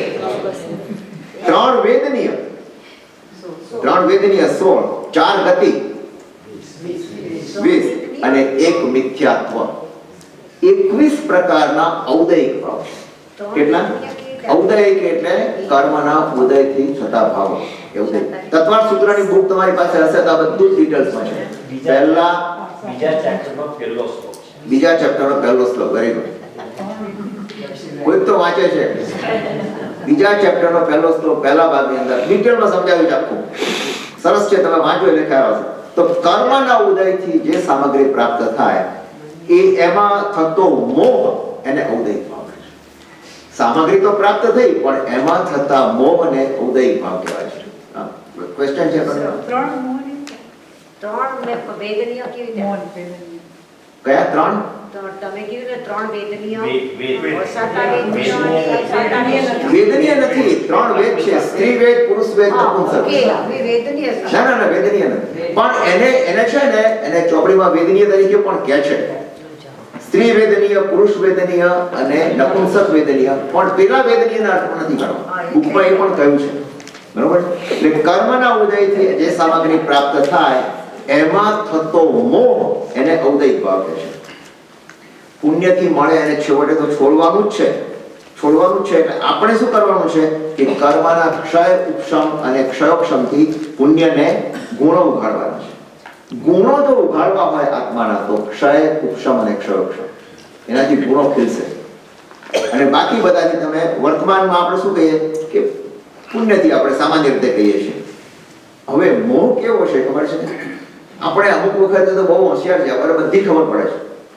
તમે જુઓ પ્લેનની અંદર, મને ખ્યાલ છે એક વખત હું પ્લેનમાં ક્યાંક જતો હતો, તો મને યાદ નથી અત્યારે કઈ પણ એ જતા હતા તો એક જણાએ ઊભા થઈને એર હોસ્ટેસને ફરિયાદ કરી. એ હજી તો શરૂઆત થતી હતી બધાને સીટ લેવાની. તો એક જણ કહેશે કે મારી બારી પાસેની જગ્યા છે. બીજાએ પણ એવું જ ક્લેમ કર્યું કે આ જગ્યા મારી પણ બારી પાસેની છે. I want to sit there. I want to window. This is my window. પેલો કહે this is my window. બહુ સમજાયા ને ખબર નહીં પડે કે એક ટિકિટમાં ગડબડ થઈ ગઈ હશે તો બંનેને એક સરખી સીટ આવી ગઈ. પેલા એ સમજાવ્યા અને જેમ જેમ કરીને કાઢ્યું. હવે પેલો માય વિન્ડો કહેનારો બેઠો અને ઊંઘી ગયો આરામથી. એના ઉપર બધું સરસ રીતે પાથરી દીધું, બધું કર્યું. અને પછી જ્યારે સ્ટોપ આવ્યું ત્યારે શું થયું કે માય વિન્ડો કરતો હતો. એને બહુ ગમી વિન્ડો એ વખત જોયા કરે વારે ઘડી ડોક્યુ કરી જોયા કરે. હવે એ જ્યારે ઊભો થયો સ્ટોપ આવ્યો ત્યારે એને શું કર્યું? વિન્ડોને છોડી દીધી. વિન્ડો પકડીને થોડો કે લાવ આ વિન્ડો જરા એના લઈને હું ઘેર જઉં, એવો ક્યાંય વિચાર આવે ખરો? કે લઈને એને કંઈક જે માય શબ્દ હતો, આ મારી છે, આ સીટ મારી છે, આ જગ્યા મારી છે, હું પહેલો આવ્યો હતો. આપણે રિઝર્વેશન કરાવ્યું હતું ઓડિટોરિયમની અંદર, આ જગ્યા મારી છે, કોણે લીધી? અને આપણે તો શું પાથરીએ છીએ અંદર? એક એક પણ 10-10 જગ્યા રોકીએ. આ મારી જગ્યા છે, આ 10 મારા આવવાના છે. કોણ મારા બધા સગાઓ, મારા બધા મિત્રો આવવાના છે. પણ એ વખતે તમારે શું કહેવાનું? ન હું ન મમ. એને આ મંત્ર આપી દેવાનો તમારે કાગળમાં લખીને, તું આ જગ્યા કર બેઠો બેઠો, આ બધું છોડી દે. મારું ના હમ ના મમ, હું નથી, મારું નથી. આ જ મંત્ર આપી દેવાનો. પણ આપણે પણ એ વખતે મોં નથી રાખતા. તમે શું ગમે તે જગ્યાએ, અને ધારો કે કોઈ વસ્તુ તૂટી ફૂટી હોય તો આપણે રિપેર કરાવવા જઈએ છીએ, મારું ક્યાં છે? ત્યાં બધું આપણને ડાપણ આવે છે કે આ મારું નથી. થોડો સમય માટે મારું રહ્યું, પછી ઉપાધિને ચાલવા માંડીએ, છોડી દઈએ છીએ કે સામૂહિક જોતા નથી. કારણ કે સમજીએ છીએ કે મારું નથી. જો એ મારું નથી સમજીએ છીએ તો આ પણ મારું નથી. એ સમજ આવી બહુ મુશ્કેલ છે. હા, એ સમજ આવી બહુ મુશ્કેલ છે. માટે આપણે શું કરીએ? જો બધું જ કરીએ છીએ આપણે. માથામાં કચરો પડ્યો હોય તો માથામાં કચરો પડ્યો તો જોવા માટે શું કરીએ? કચરો પડ્યો છે કે નહીં જોવા માટે અરીસો જોઈએ ને, અરીસામાં જોઈએ. પછી આપણે કાંસકો લઈએ. હવે કાંસકો લઈને માથાનો કચરો સાફ કરો છો તો અરીસા ઉપર ફેરવશું કાંસકો? અરીસા ઉપર કાંસકો ફેરવીએ તો બધો કચરો દૂર થશે? એ ક્યાં ફેરવવો પડે? માથા ઉપર જ ફેરવવો પડે. તો વિતરાગતા, વિતરાગ દેવ એ અરીસો છે. કચરો મારા ઉપર પડ્યો છે, મારા આત્મા ઉપર. અને આપણે ભગવાનને જોઈને શું કહે છે? ભગવાન તું પણ એક વખત મારા જેવો હતો અને તું અત્યારે વિતરાગ થઈ ગયો છે, તો મારે મારો કચરો કાઢવો છે. ભગવાન ઉપર અભિષેક કરીએ છીએ ને, જળનો અભિષેક. અભિષેક માટે તો ઘણા લોકો તો ભરી ભગવાનનો અભિષેક કરે. ભગવાન ચોખ્ખા છે, ભગવાનને સાફ કરવાની જરૂર જ નથી. જરૂર કરવાનું છે કોને? મારા આત્માને કરવાનું છે. માટે હું અભિષેક કરું છું અને એવા ભાવ કરું છું કે મારા આત્મામાંથી પણ આ બધો કચરો દૂર થાય. ઘણી વખત પાલીતાણામાં જે ઘી બોલે ને, એ બધા હોશિયાર છે. એ લોકોને આટલો મોટો જગા કરીને એ પેલા ખુશ થઈ જાય. આટલા મોટા પછી બાર વાત કરે, આટલો મોટો પણ ભગવાનનો અભિષેક કર્યો. ભગવાનનો અભિષેક કર્યો પણ તે અંદર ભાવ્યું શું? ખરું વાત છે. અંદર ભાવના એ ભાવવાની છે. ભગવાન તમે તો ચોખ્ખા ચંદન જેવા છો, ચોખ્ખા ચટ છો, તમને વળી કઈ સાફ કરવાની જરૂર જ નથી. મારા આત્માને હું સાફ કરું. આ ભાવ જ્યારે અંદર આવે ત્યારે તમે અભિષેક કરો. પછી તમને એક ચમચી પાણી મળે, આટલું મળે કે વધારે મળે, કઈ મહત્વનું નથી. ભાવ એવો ભાવ કઈ થાય. આપણે એટલા માટે વિતરાગ પાસે શું મંગાય? વિતરાગ પાસે વિતરાગતા મંગાય. આપણે વિતરાગતાને ભગવાન મને આ કરી આપજો, મને તે કરી આપજો, પણ એ ચાલે નહીં. આ વિતરાગ. સોનીની દુકાને જાઓ તમે, કહો મારે ચંપલ જોઈએ છે, આપો. Is it a good demand? સોની પાસે જઈને ચંપલ મંગાવી દે. તો વિતરાગના દર્શન કરી તો શું માંગવું જોઈએ? આપણે વિતરાગતા માંગવી જોઈએ. હવે ચોથા શ્લોકમાં શું કહ્યું? જો બહુ સરસ છે. આજે આપણે વક્તામાં મુલતવી રાખીશું. આ શ્લોક જો કેટલો મસ્ત છે, આની અંદર તમે વાત સાંભળો ને, જુઓ આની અંદર શું વાત કરે છે ગુરુજી. એ કહે છે પશ્યન્દેવ પરદ્રવ્ય નાટકમ પ્રતિપાટકમ ભવચક્ર પુરસ્થોપી નામુડઃ પરિખિદ્યતિ. પહેલા એમને સમજ્યું શું કહે છે કે આ સંસાર એ ભવચક્ર નામનું નગર છે. ભવચક્ર નામનું નગર છે અને એ નગરની અંદર ઘેર ઘેર પોળે પોળે શેરીએ શેરીએ ગલીએ ગલીએ નાટક ચાલી રહ્યા છે કંઈક ને કંઈક જાતનું. અને શુદ્ધ આત્મા એ જાણે કે ફરવા નીકળ્યો છે અને જુએ છે આ ઘરમાં શું નાટક ચાલે છે, અહીંયા શું નાટક ચાલે છે, અહીંયા શું ચાલે છે, અહીંયા શું ચાલે છે, એ બધું જોઈ રહ્યો છે. અને એ જોયા પછી એને થાય છે કે આ સંસારમાં કંઈ પડવા જેવું છે જ નહીં, કશું જ નથી. અને જો એની અંદર શું કહે છે અહીંયા પહેલા તો તમે સંધિ છૂટી પાડો. ભવચક્ર પુરસ્થોપી, ભવરૂપી ચક્રરૂપી નગરમાં રહેતા.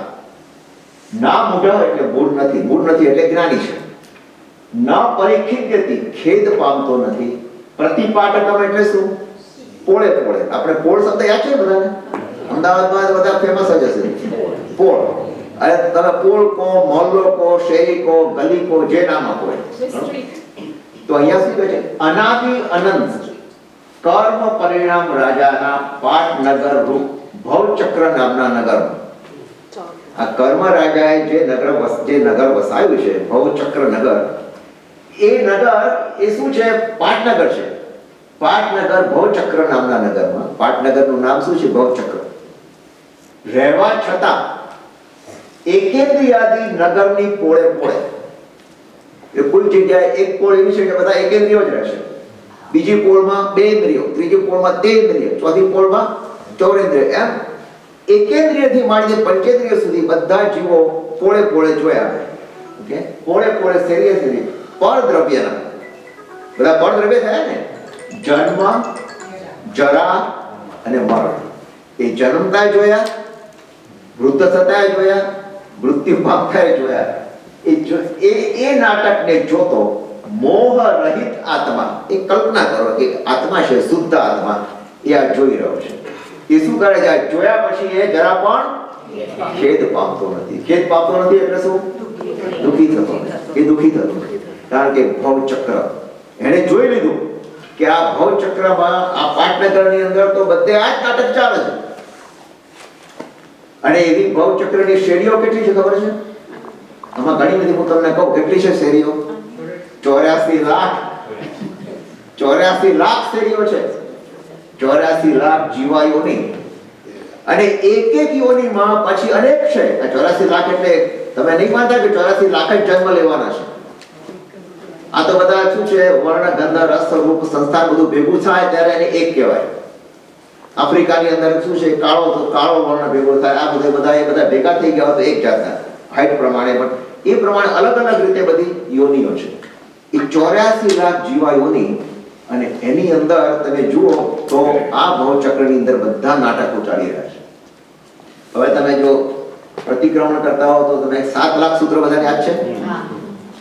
7 લાખ પૃથ્વીકાય, 7 લાખ અપકાય, 7 લાખ તેવકાય, 7 લાખ વાવકાય. હવે આ અપકાય, તેવકાય, વાવકાય એ બધા કયા થયા? એકેન્દ્રિય થયા કે બેઇન્દ્રિય થયા? એકેન્દ્રિય. તો 7 × 4 કેટલે થઈ?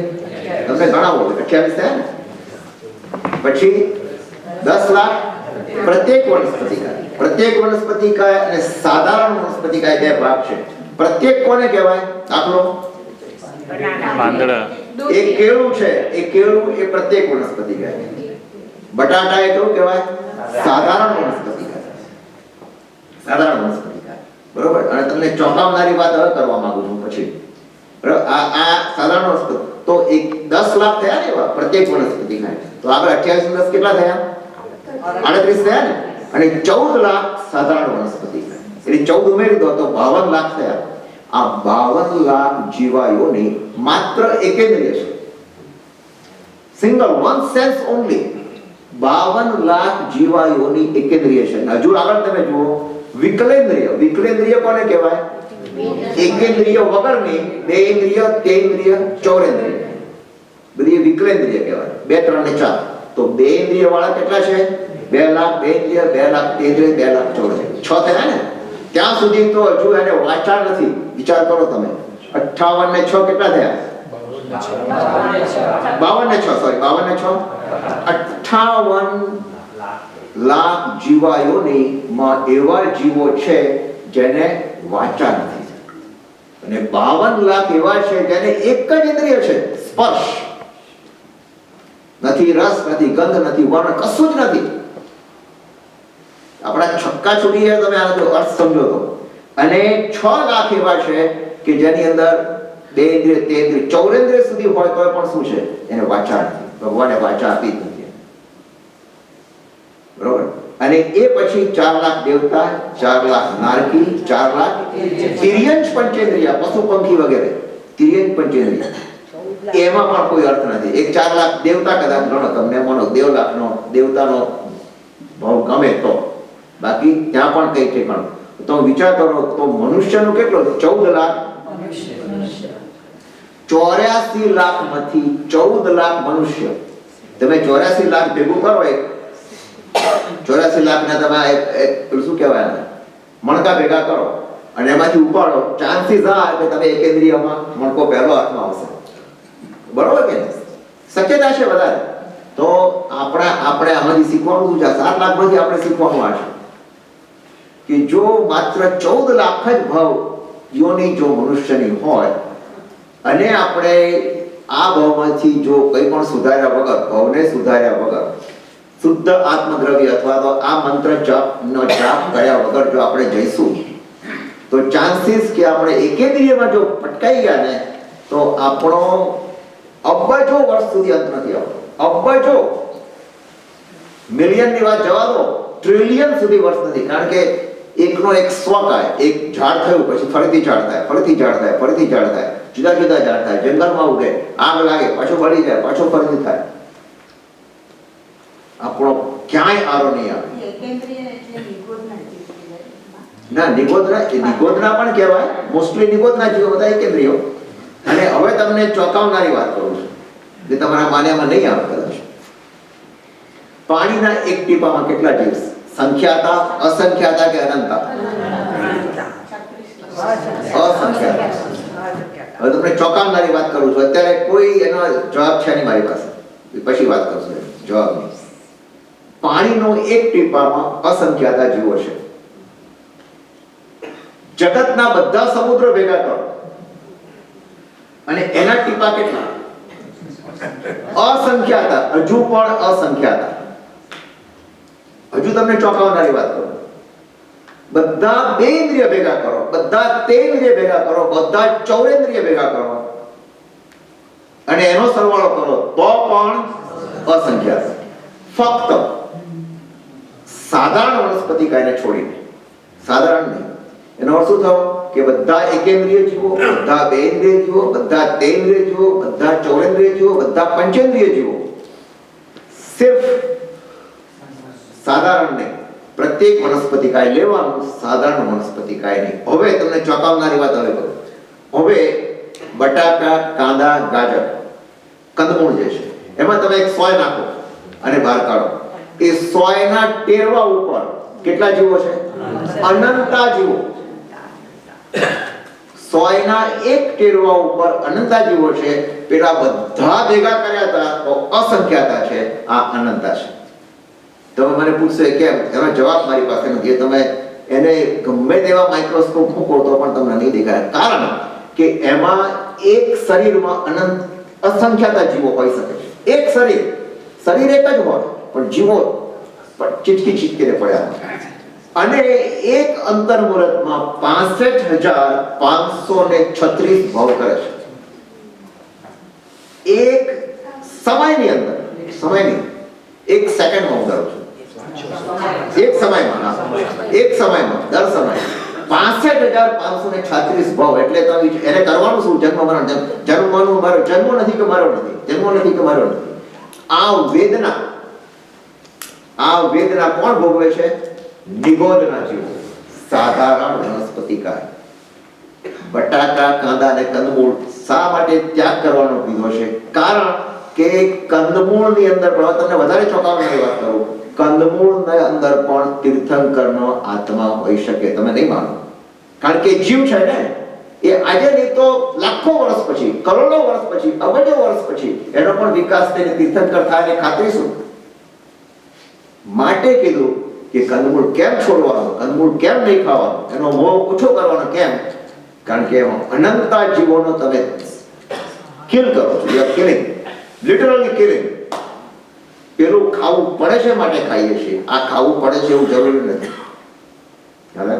એટલા માટે એમને આ વાત કરી. અને આ વાત કર્યા પછી સવાલ એ છે કે અનંતકાયની વિરાધનાથી આપણે અટકવાનું છે.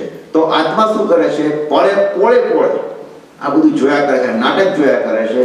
અને નિગોદની અંદર આપણે હતા કેવા ખબર છે? વિચાર કરો, આપણે જ્યારે એક વખત આપણે નિગોદમાં હતા ને, હું તમે બધા નિગોદમાં હતા, અવ્યવહાર રાશિમાં હતા, એમાંથી વ્યવહારમાં આવ્યા, પછી એ તો આગળ વધ્યા.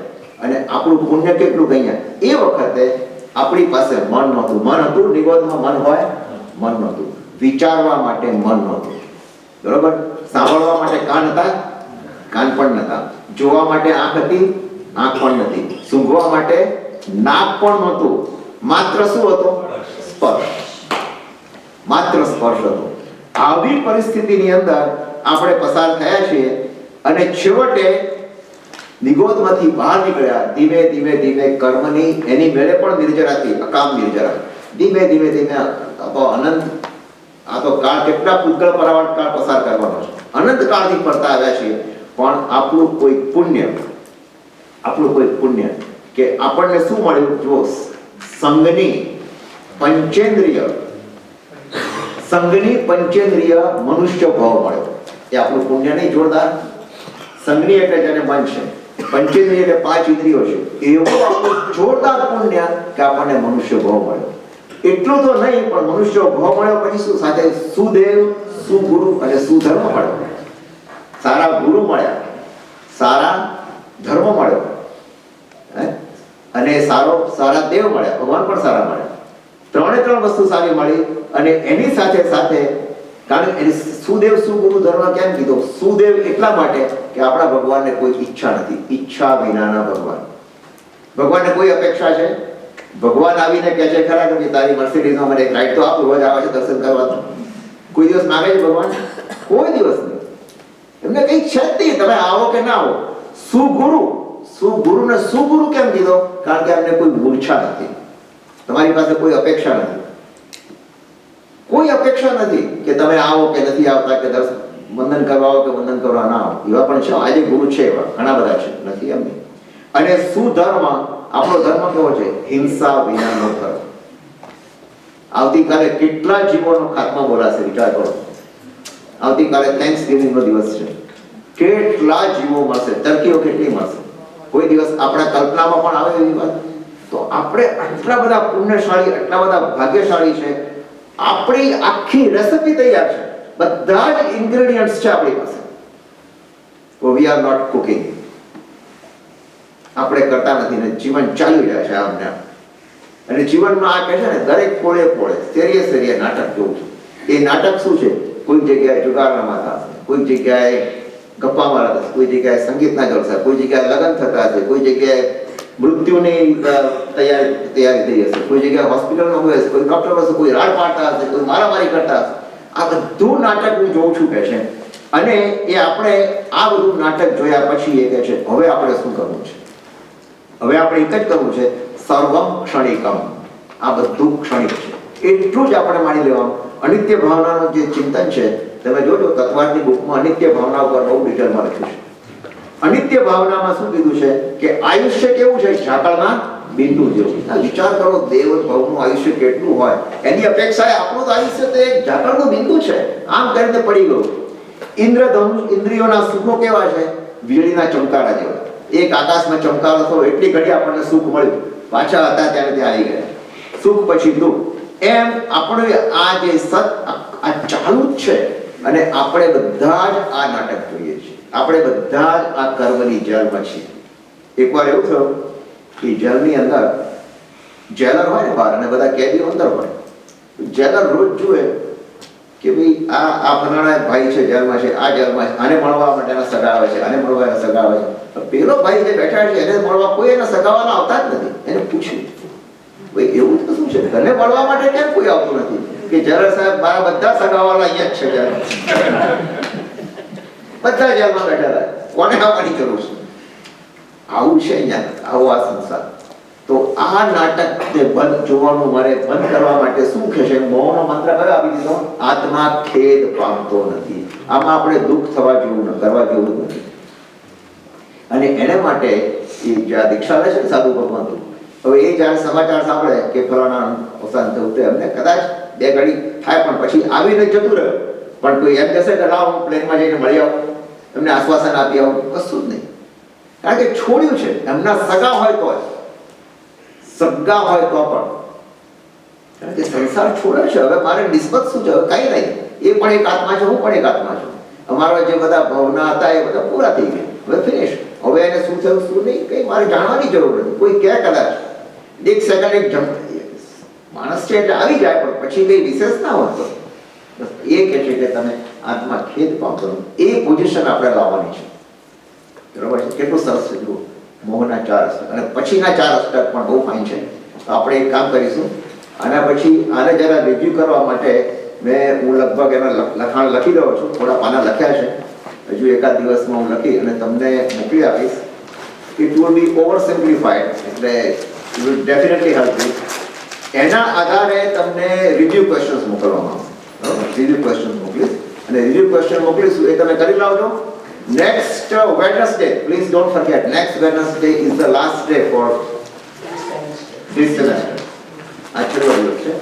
પછી આપણે જ્યારે મળીશું એ મિડ માર્ચમાં તમને નોટિસ મોકલીશ એ વખતે, અને એ વખતે આપણે બીજું અષ્ટક લઈ લઈશું, જ્ઞાન અષ્ટક, અને 2 અષ્ટકની સાથે એક્ઝામ લઈશું. હવે પછી એક બધા અષ્ટકો એટલા સરસ સરસ આવે છે, તમને એની અંદર ઘણું બધું ડિટેલ્સ મળશે. ચાલો આપણે સર્વ મંગળ सर्वकल्याणकारणं प्रणामं सर्वधर्माणं जैनं जयति शासनं देव की जय.